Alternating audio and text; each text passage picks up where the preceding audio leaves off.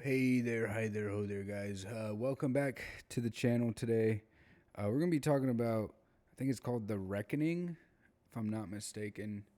It's the new P. Diddy, Puff Daddy documentary that has released earlier this week. I think it was about 2 days ago or so. Um, you know, and just everything that kind of happens. I'm on episode 3 right now, and it is absolutely diafucking-bolical, some of the shit that he did and is being accused of. If you're unfamiliar with Diddy, I don't know how he's a billionaire, like CEO, rapper guy, who is one of the co-founders of Bad Boy Records. He pretty much was there throughout all of Biggie Smalls' career. The Notorious B.I.G. It is insane, some of the stuff that has come to light with this documentary. I believe most of it. I'm not going to lie to you, as I don't see how you can deny it. When some of the disclaimers that play on the screen are like, oh, this has never been before seen, or this has never been before heard. And then the vile, disgusting stuff that this man has done. But we're going to talk about the first two episodes. And the main reason why is because I want to finish the other two episodes, and then I'll give like another recap of it all, and just how crazy it is in a sense of like a review. So without any further ado, it really starts off explaining who P Diddy is, which I really appreciated because I knew who he was, but I did not know who he was, type shit. Like, bro is obviously a business mogul. He's huge. He's been in the music industry since before I was born. I didn't know how. I didn't know why. I thought he was a rapper. I'll be honest with you. Like, I really thought he was a rapper and that he was just in the entourage of the Notorious B.I.G. And if I'm not mistaken, like back in the day, in the Notorious B.I.G.'s like movie, he plays a big part in it. And I was real young when I watched that movie, so I remember like P Diddy just playing like a sense of like he found him on the streets rapping and then helped launch his career type shit.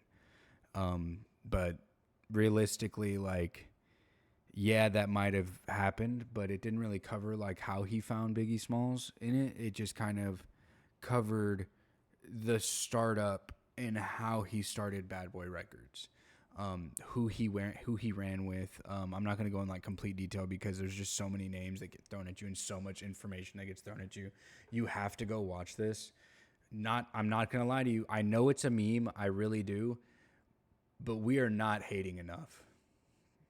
Like, 50 Cent is the biggest D1 fucking NFL star hater on the fucking planet, dog.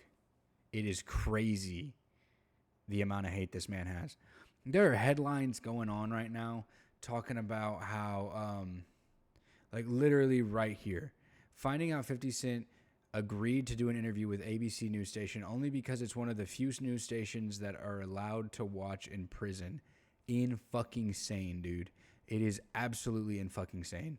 Right here, it basically states that P. Diddy had a news crew, essentially, a film crew following him in his everyday life up until like he was arrested back in 2024. Whenever he was like, there was headlines that he was fleeing the country, he got on the plane, they only arrested part of his family, all that stuff. And I 100% agree, like 100% believe if they would not have got any of his family, he would have left. They would have never got him. He has the amount of money to do so.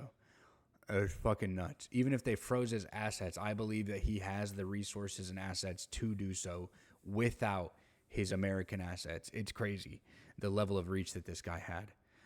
But like the big, like, yes, you learn that like he pretty much became famous due to like a gymnasium, like I think it was like a concert that they were throwing that ended up getting like raided not raided, but like a stampede ended up happening because people bum rushed the door even though it was sold out. So it ended up like, you know, some people fell, tripping others, causing this whole incident where people were dying. I think it was 9 people that died in total, and it led to, you know, him being ridiculed. And it was honestly one of the earlier stages of like, you know, the music industry having to take responsibility for them getting so like such large crowds and putting people in danger due to negligence. And he stated that he took responsibility, that they were going to take precautions, they could never let it happen again. Obviously, that's not what happened. I don't think he gave a single fuck about the people that died, which his later actions would go on to show, such as like putting his company in his mother's name and his, at the time, friend's name to avoid paying those families for what had happened. Just really vile, disgusting stuff. Even though, if I'm not mistaken, it was like $500 that was spent on security for this this whole gathering. But like that's kind of like where episode 1 like kind of ends. It tells you his family backstory and like what kind of like started making him famous. Whereas in episode 2, it starts to cover the East and West Coast feud from the late 90s, which if you don't know what that is, it's from Death Row Records, Tupac, NWA, those guys, and Bad Boy Records and Biggie Smalls, their feud that they had. And for me, again, I was really, really young when I learned about this stuff. So I always thought that they just had like a feud. Like one of them just went at the other in like a slight diss here, there. Tupac fucked Biggie's wife, and then, you know, the rest is history. But that was not the case. It really seems that from the jump, like P. Diddy was just, like they say in the documentary, jealous of Tupac and Biggie's potential friendship. And Tupac was not going to let Diddy control him. And Diddy's a control freak. So he couldn't fathom a world where he wasn't in control. So if he wasn't going to be in control, he was going to remove the pawns, which attempted with his alleged, from what I believe, this is just all my opinion, his attempts on Suge Knight's life, the 2 times, the one armed like robbery that went on, and then the other one being a potential purposeful hired gunman as a strong arm power show of him having a gunman kill Suge Knight's friend in front of him, where Suge Knight then grabbed P. Diddy by the neck and used him as a body shield to get away, essentially. But, you know, long story short, feud after feud after feud after feud would ultimately lead to the death of Tupac and Suge Knight, which never before heard audio is played from one of the gunmen in the car, allegedly, that killed Tupac, stating that Diddy put a wager on their heads. And that is, you know, I think that's something that a lot of people just kind of insinuated over the years. But with this, it's like, man, true, I suppose you could say to some degree. At least it's implied that it's true. Again, like, I believe it, but it is just, you know, alleged at this point. But it is crazy stuff to hear. Wow, for sure. In the sense of like, how the fuck did he get this information? How did he get this footage? But holy shit, it is crazy to fucking hear, man. It really is. And some of these displays that you see the footage of Diddy really go to show like the power trip that he happened. Like the power trip that he happened, or the power trip that he had. Like he really thought he could control everybody around him, to this point where, you know, he's even out here putting like hits on people like he's the fucking mafia don. It's crazy. And if what this is saying is true, it then later insinuated that he kept Biggie in California to get him killed too.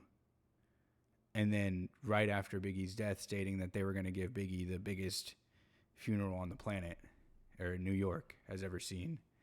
And then they find out the price tag and charge it to Biggie's estate.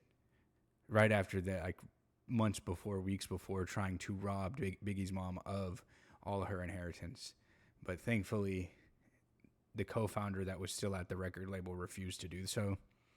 But man, all around just eye-opening. It kind of gives off the sense that Diddy did kill Biggie, just like it says on the screen right here at the bottom. The documentary was insane. Diddy killed Biggie, took his Vogue cover, performed a song for him at the MTV, and still made Biggie pay for his own burial. Those things are exactly what happened. You know, like, it's fucking crazy. He just couldn't fathom not being the center of attention and being the most important person and being in control of everything, having all the cards to play. It should have been him. It should have been him. It is what it is. Have you guys seen this? Are you going to watch it? Did you get interested in it? I'd say you have to go watch that shit, dude. Drop some comments down below. Let's chat about this, man. I feel like it was common sense. Everybody that's kind of, knowing in the music industry to some degree kind of already figured this, but it is wild to see that, this is what I would assume could be used as evidence to send him to court, but I guess only time will tell. I appreciate y'all for stopping by the channel. I drop a video every single day.